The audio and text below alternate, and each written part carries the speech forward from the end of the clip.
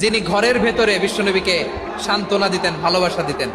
বাইরে গেলে কোরাইশরা বকাঝকা করে, অত্যাচার করে, কিন্তু আম্মাজান খাদিজা রাদিয়াল্লাহু তাআলা আনহা ঘরটারে এমন শান্তির নীড় বানায় রেখেছেন, এই ঘরের ভিতরে ঢুকলে বিশ্বনবীর কলিজাটা ঠান্ডা হয়ে যেত।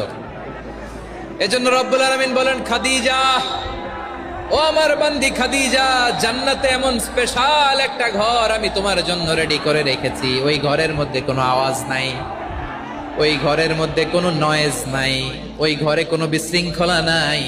কারণ মক্কার জমিনে আমার নবী কুরাইশদের বিশৃঙ্খলা, নয়েজ আর ঝামেলাগুলোকে উপেক্ষা করে যখন তোমার ঘরের ভিতরে ঢুকতো, ঘরটারে তুমি শান্তির নীড়, ঠান্ডা, নীরব, নিস্তব্ধ, নিঝুম আর শান্তির নীড় বানিয়ে রেখেছো। এজন্য জান্নাতে স্পেশাল একটা শান্তির নীড় আমি তোমারে উপহার দেব। ওই প্রিয়তমা স্ত্রী খাদিজা ইন্তেকাল করলেন, বিশ্বনবীর হৃদয় ভেঙে খান খান। আবার ওনার চাচা আবু তালেব ইন্তেকাল করলেন, যিনি পলিটিক্যাল শেল্টার দিতেন নবীকে। কে দিতেন?